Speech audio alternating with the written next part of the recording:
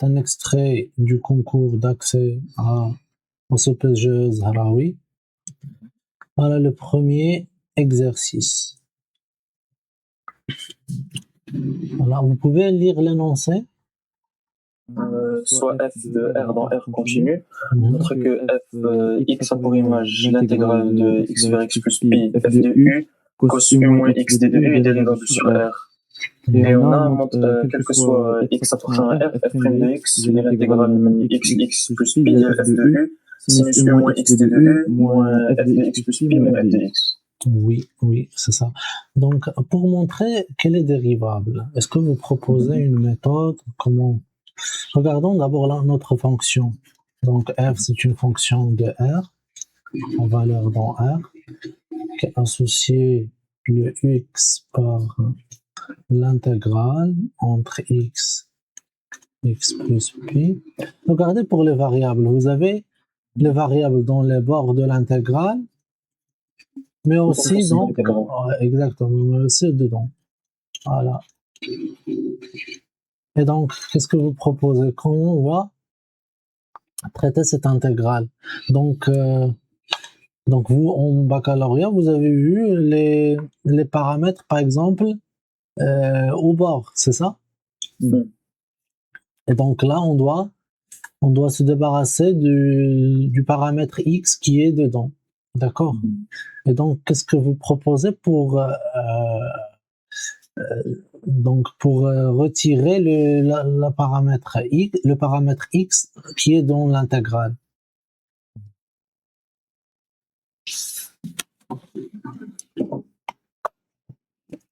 Oui. Donc vous avez compris l'objectif derrière ça. Donc on doit pas laisser le x qui est juste là, d'accord, dedans. Donc on doit laisser juste le u qui nous intéresse. Alors, vous avez cosinus. Donc cosinus, on peut séparer ça, non? Oui, qu'est-ce que vous proposez pour séparer ça? Des formules qui nous permettent de laisser le x tranquille, le x à l'extérieur par exemple. A moins b. Exactement, oui, très bien. Donc ça donne cos x plus sinus x. Voilà, donc soit x appartient à R, on a f de x, c'est l'intégrale de x plus pi, f de u, en facteur, ce que vous m'avez dit, cosinus u, c'est ça? Cos x. Très bien. Sinus u, sinus x, d de u. Maintenant, c'est bon. Donc, on regarde que le paramètre x, on peut le faire, voilà, donc on peut le faire sortir. Et du coup, ça sera cos x, facteur de l'intégrale de x plus pi, f de u, cosinus u, d de u, plus sinus x, l'intégrale de x plus pi, f de u, voilà, comme ça. Et donc maintenant, on a des variables au bord des intégrales, d'accord? Donc vous aurez besoin d'une règle qui dit, donc si vous avez par exemple une telle fonction f continue, et vous avez deux fonctions u et v sont dérivables. Bon, juste vous vous rappelez, donc c'est pas un problème pour les intervalles. Donc vous avez là f de x et c'est écrit sous la forme de u de x à v de x, de f de t, d de t. Donc ça donne que cette fonction-là est aussi dérivable, c'est ça? Et dans sa dérivée, c'est quoi sa dérivée? La dérivée comme v de x fois v' de x fois v de v de x, plus e' de x fois f de v de x. Exactement, donc dérivable sur, par exemple, sur i, par exemple. Donc, quel que soit x appartient à i, f' de x, c'est v' de x, f de v de x moins l'intégrale moins u' de x, f de u de x. C'est ça? Donc, on aura besoin de ça. Donc, on va utiliser ça, ce rappel. D'accord. Donc, on continue. Donc, maintenant, on nous intéresse à la dérivée, d'accord? Mais avant, on doit justifier qu'elle est dérivable. Comment peut-on justifier qu'elle est dérivable? Les bornes sont dérivables. Très bien, sur R. Sur R, Oui, on a déjà que f est continu, ou le sinus zéro il est continu. très bien. Donc, Donc, le produit de génome continu. exactement. Donc, on va dire ça avant de dériver. Donc, comme x qui est associé, donc x appartient à R, qui est associé cos x, x qui est associé sin x, hein. On aura besoin de x aussi qui est associé x, et x qui est associé, voilà, et x qui est associé x plus p sont toutes des fonctions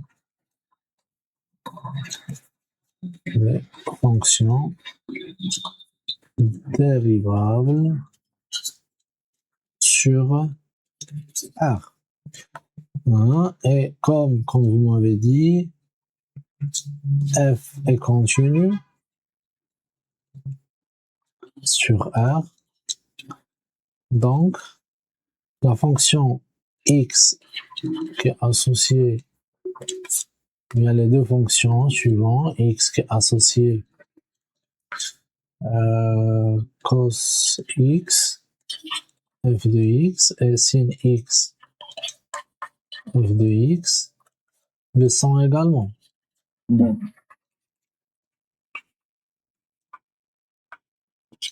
D'accord. Et voilà, puisqu'elles sont continues, donc ce qui nous permet de dire d'où f est bien une fonction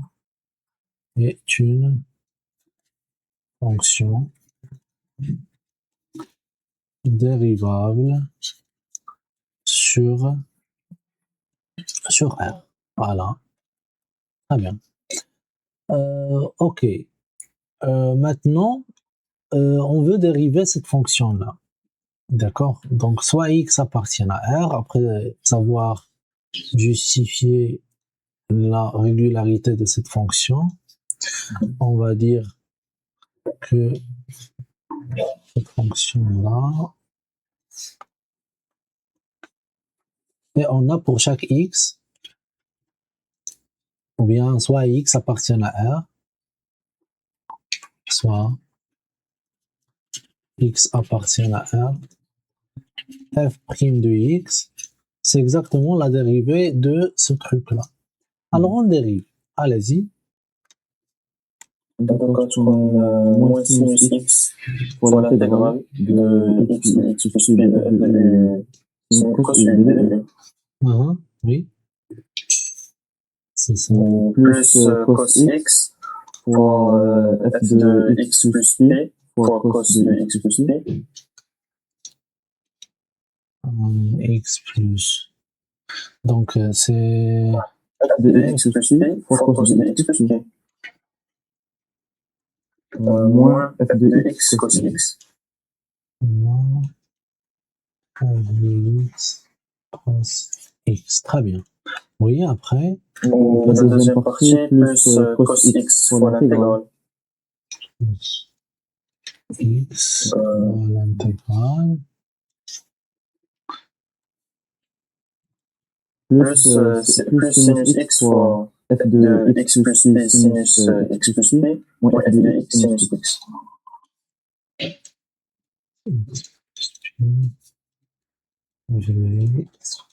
Ah oui, donc donc sinus x facteur de f de x plus pi, sinus x plus pi, alors moins f de Sinus x. sinus x. Très bien. Alors, on développe ça. Alors, on peut en fait réarranger ces éléments-là, parce que regardez, si on revient à la structure, comment elle est donnée, la dérivée, d'accord? Donc, on a une intégrale plus quelque chose, d'accord? Ou bien moins quelque chose. Donc, on réarrange les éléments qui sont dans l'intégrale, on les laisse juste à côté, les autres, on les laisse dans l'autre côté. C'est bon? Voilà. Du coup, donc, ça donne quoi? Pour les intégrales, attendez. Ah oui, donc là on peut faire entrer le sinus là, d'accord? Dans l'intégrale. Voilà. Donc ça donne x plus pi f de u facteur Cos moins sinus pour moins sinus x. sinus x, oui, Plus cos x sinus u. plus cos x sinus de u. Très bien. D de u. Ok, plus. Oui, donc c'est bon. De x plus pi. Oui, on peut factoriser par f de x, très bien, plus pi. Facteur. Cos x plus pi fois cos x. Très bien, oui. Sinus x plus pi. Parfait. Plus sinus x plus pi. D'accord. Maintenant, il nous reste f de x, c'est ça? Oui. Ok. Elle est déjà précédée par un signe moins, donc moins f de x. Oui. Cos x au carré et donc plus sinus x au carré. Et donc c'est 1. C'est 1. Ok. D'accord. Donc maintenant, on simplifie les choses. Donc ça égale Faut s'intégrer à sinus de u moins x. sinus de u moins x. Attendez. Alors, sinus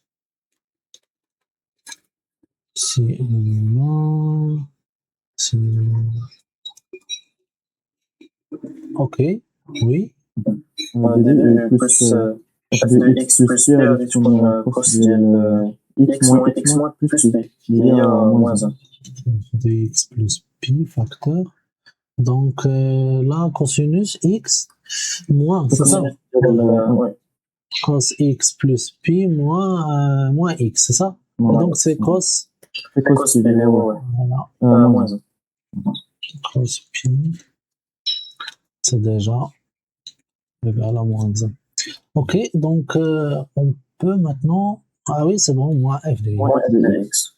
Ah, c'est bon, donc on a fini. Je crois que c'est la même chose. Attendez. Sinus u moins x t de u moins f de x moins f de u de x plus i. Oui. Alors, on vérifie est-ce que c'est la même chose. Donc, l'intégrale, ok. Sinus u moins x plus pi. Ouais, c'est bon. C'est la même chose.